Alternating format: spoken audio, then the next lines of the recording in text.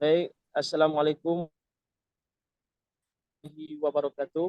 Kami kelompok 2 akan mempresentasikan hasil kelompok kami tentang implementasi pembelajaran dalam PBD di mata kuliah perancangan dan pengembangan kurikulum. Yang mana kami beranggotakan yang pertama Mindo Restu Sihite, yang kedua Muhammad Reza Fahrizal, yang ketiga Nadia Mufridah, yang keempat Nur Safitri, yang kelima Pindo Gunawan, yang keenam Putriyati, yang ketujuh Ira Pulfawati, yang delapan Laila Sahfitri, yang sembilan Maretta Asrina, yang ke-10 Rahmatul Hidayah. Baik, materi pertama tentang tindakan-tindakan guru dan kegiatan pendidik dalam pelajaran yang akan disampaikan oleh Saudara Reza. Saudara Reza, kami persilakan.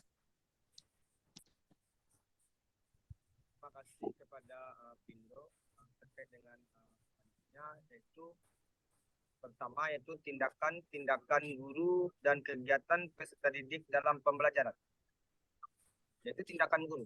Yang pertama itu instruksi, didikti atau langsung. Yang pertama demonstrasi atau pemodelan. Yang kedua ceramah dan tanya jawab. Yang ketiga memberikan pertanyaan khusus. Selanjutnya yaitu metode fasilitatif atau konstruktivis. Yang pertama, pencapaian konsep. Yang kedua, pembelajaran kooperatif. Yang ketiga, diskusi. Yang keempat, pertanyaan eksperimental. Yang kelima, representasi grafis. Yang keenam, pertanyaan terpadu. Yang ketujuh, pembelajaran berbasis masalah. Yang kedelapan, pertanyaan secara terbuka. Yang kesembilan, pengajaran timbal balik. Yang ke-10, simulasi. Misalnya seperti uji coba tiruan. Yang ke-11, seminar Socrates. Yang ke-12, proses penulisan. Selanjutnya mengadakan pelatihan yaitu umpan balik dan pembinaan. Yang kedua, praktek terpadu. Selanjutnya itu kegiatan siswa yang mana menerima, menanggapi. Yang pertama itu mengamati, mencoba, berlatih, dan memperbaiki. Yang kedua, dengarkan, tonton, catat, dan pertanyaan. Yang ketiga, menjawab dan memberi tanggapan. Selanjutnya itu membangun, memeriksa, dan memperluas. Yang mana yang pertama itu membandingkan, diskusi, tentukan, digeneralisasikan. Yang kedua, berkolaborasi, mendukung orang lain, mengajar. Yang ketiga, dengarkan, pertanyaan, pertimbangkan, jelaskan. Yang keempat, hipotesis, kumpulkan data, dan analisis. Yang kelima, visualisasikan, hubungkan, dan hubungkan peta. Yang keenam, pertanyaan, penelitian, simpul, dan dukungan. Yang ketujuh, yaitu berproses atau menentukan masalah, selesaikan, dan dievaluasi. Yang kedelapan, menjawab dan menjelaskan, merenungkan, serta pikirkan kembali. Yang kesembilan, mengklarifikasikan pertanyaan, prediksi, dan mengajarkan. Yang ke-10, periksa, pertimbangkan, tantangan, dan debat. Yang ke-11, mempertimbangkan, menjelaskan, tantangan, dan justifikasi. Yang ke-12 yaitu brainstorm, mengatur, menyusun, dan merevisi. Selanjutnya itu memperbaiki keterampilan sedalam pemahaman. Yang pertama, dengarkan, pertimbangkan, berlatih, mencoba lagi, dan memperbaiki. Yang kedua, merevisi, mencerminkan, memperbaiki, serta mendaur ulang. Sekian ulasan dari materi saya kembalikan kepada moderator. Baik, terima kasih kepada Reza. Selanjutnya kepada rekan saya yaitu Saudari Mufidah, kepada Saudari dipersilakan. Baiklah, selanjutnya saya akan menjelaskan tindakan-tindakan guru dalam kegiatan peserta didik dalam pembelajaran, tindakan guru, metode fasilitatif atau konstruktivisme. Kegiatan 2, tindakan guru, metode fasilitatif atau konstruktivisme. Yang pertama yaitu pencapaian konsep, kedua pembelajaran kooperatif, ketiga diskusi, keempat pertanyaan eksperimental, kelima representasi grafis, keenam pertanyaan terpadu, ketujuh pembelajaran berbasis masalah, kedelapan pertanyaan terbuka, kemudian pengajaran timbal balik, simulasi misalnya uji coba tiruan, kemudian seminar Sokrates, yang selanjutnya yaitu proses penulisan. Metode fasilitatif atau konstruktivisme adalah metode pembelajaran yang melibatkan peserta didik untuk belajar dengan cara yang lebih aktif dan terlibat dalam proses pembelajaran. Saya kembalikan ke moderator. Baik, terima kasih kepada Nadia Mufidah. Selanjutnya kepada rekan saya, yaitu kepada Nur Sofitri. Fitri, kami persilakan. Baiklah, materi selanjutnya yaitu kegiatan siswa membangun, meriksa, dan memperluas, yang artinya yang pertama itu membandingkan, diskusi, tentukan, dan digeneralisasikan. Yang kedua itu berkolaborasi, mendukung orang lain, dan mengajar. Terus yang ketiga itu dengarkan pertanyaan, pertimbangkan, dan jelaskan. Selanjutnya itu ada hipotesis, kumpulkan data, dan analisis. Yang selanjutnya itu ada visualisasikan, hubungkan, dan petakan. Selanjutnya ada pertanyaan, penelitian, simpulan, dan dukungan. Kemudian ada juga berpose atau tentukan masalah dulu, selesaikan, setelah itu baru dievaluasi.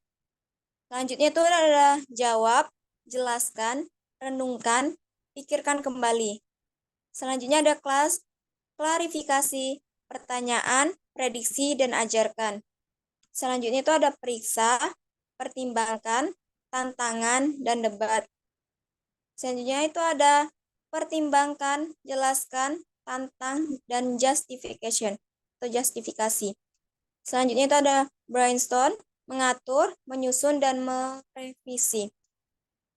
Baik, sekian dari yang dapat saya paparkan, saya kembalikan ke moderator. Selanjutnya kepada Mindo, kami persilahkan.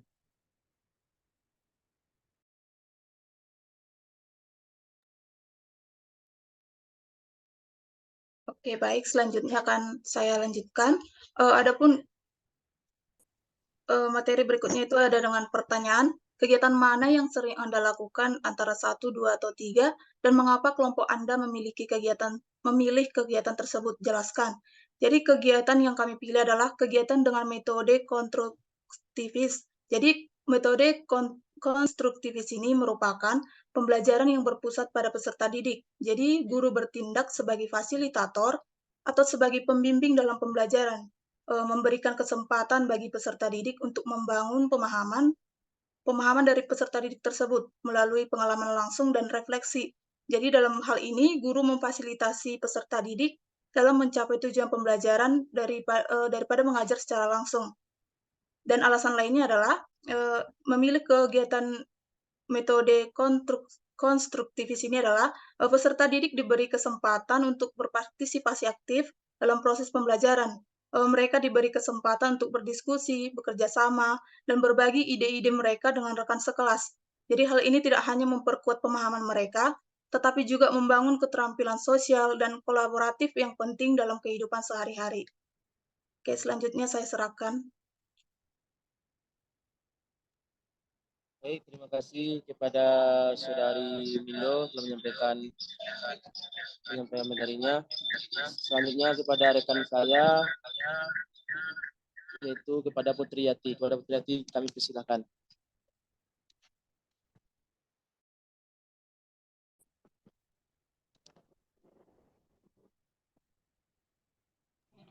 Baiklah, selanjutnya yaitu ada pertanyaan, kegiatan mana yang sering Anda lakukan? Yang nomor 1, nomor 2, atau nomor 3, dan mengapa kelompok Anda memilih kegiatan tersebut? metode konstruktivis yang mendorong peserta didik untuk mengambil tanggung jawab atau pembelajaran mereka sendiri. Dalam pendekatan ini, peserta didik harus mempertimbangkan apa yang mereka pelajari dan bagaimana mereka dapat menerapkan dalam kehidupan mereka, dan hal ini dapat memperkuat motivasi mereka dalam belajar serta mempromosikan kemandirian dan tanggung jawab dalam pembelajaran. Alasannya karena metode fasilitator atau konstruktivis ini juga membantu guru untuk menciptakan lingkungan yang inklusif dan mendukung bagi peserta. Metode ini memperkuat hubungan sehingga guru dan peserta didik secara. Hal ini memungkinkan guru untuk memberi dukungan yang menciptakan lingkungan yang aman bagi mereka. Selanjutnya saya serahkan kepada moderator. Baik, terima kasih kepada saudari Ira. Pada saudari Ira, kami persilakan. Baik, terima kasih kepada moderator atas kesempatannya. Saya akan memaparkan tentang tindakan-tindakan guru dan kegiatan peserta didik dalam pembelajaran tindakan guru, metode fasilitatif atau konstruktif. Secara keseluruhan, metode fasilitatif atau konstruktivitas sangat efektif bagi guru dalam proses pengajaran di kelas. Pendekatan ini melibatkan peserta didik secara aktif dalam pembelajaran, memperkuat pemahaman mereka melalui pengalaman langsung dan refleksi, membangun keterampilan sosial dan kolaboratif yang penting, mempromosikan kemandirian dan tanggung jawab dalam belajar, serta menciptakan lingkungan inklusif dan mendukung bagi peserta didik. Oleh karena itu, metode konstruktivis menjadi pilihan yang tepat bagi para guru dalam membantu peserta didik untuk mencapai tujuan pembelajaran yang efektif. Sekian dari saya kembalikan kepada moderator. Terima kasih. Terima kasih kepada saudari Ira. Selanjutnya kepada saudari Laila. Silakan. Baik, terima kasih moderator. Saya akan memaparkan materi bagian dari kegiatan 2, yaitu seperti yang sudah dipaparkan oleh rekan dan atau anggota yang lainnya. Pada kegiatan 2 ini ada kegiatan membangun, memeriksa, dan memperluas. Lalu kegiatan mana yang menurut Anda cocok dan sesuai untuk peserta didik kekinian? Tolong dijelaskan. Nah, jadi dari kelompok kami, dalam kegiatan 2 ini, menurut kami cocok dan sesuai untuk peserta didik karena di dalamnya terdapat suatu proses. Membangun, memeriksa, dan memperluas dapat dikaitkan dengan metode konstruktivisme. Metode ini berfokus pada peserta didik sebagai subjek yang aktif dalam proses. Untuk membangun pemahaman mereka sendiri melalui pengalaman dan aktivitas yang difasilitasi. Saya kembalikan kepada moderator. Terima kasih. Saya ucapkan kepada Lela yang sudah menjelaskan materinya. Selanjutnya kepada Mareta. Sudah ada.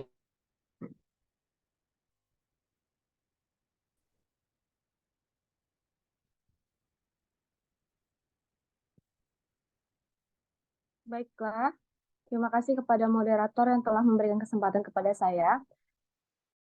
Saya lanjutkan materi selanjutnya yaitu mengenai implementasi metode konstruktivis di kelas bagi peserta didik kekinian dapat dilakukan dengan memperhatikan karakteristik peserta didik dan perkembangan teknologi. Berikut adalah beberapa cara implementasi yang dapat dilakukan, yaitu yang pertama, pembelajaran yang berbasis teknologi, di mana peserta didik kekinian tumbuh dengan teknologi yang terus berkembang, sehingga guru dapat memanfaatkan teknologi dalam proses pembelajaran. Yang kedua, penggunaan media yang menarik. Di sini, peserta didik yang kekinian terbiasa dengan media yang interaktif dan juga menarik. Yang ketiga, kolaborasi dan pembelajaran bersama. Di sini, Peserta didik yang kekinian lebih terbiasa dengan pembelajaran yang terbuka, kolaboratif, dan bersama.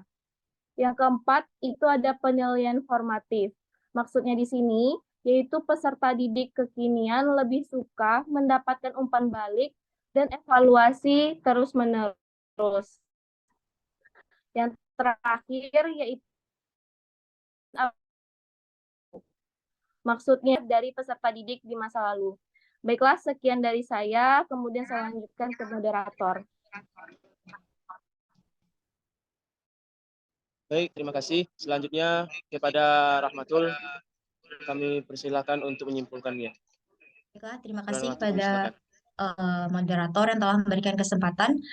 Yang ini dalam implementasi metode konstruktivis di kelas bagi peserta didik kekinian, dapat diartikan penting untuk memperhatikan karakteristik peserta didik dan memanfaatkan teknologi dan media yang sesuai untuk memfasilitasi pembelajaran mereka. Guru harus memfasilitasi pembelajaran bersama untuk mempersiapkan peserta didik kekinian untuk masa depan yang semakin kompleks dan dinamis. Sekian, terima kasih. Dikembalikan kepada moderator. Baik, terima kasih. Itulah hasil diskusi kami dari kelompok 2. Kalau ada salah dan janggal, kami mohon maaf. Saya tutupi dengan baca. Terima kasih. Wassalamualaikum warahmatullahi wabarakatuh. Waalaikumsalam. Waalaikumsalam warahmatullahi wabarakatuh.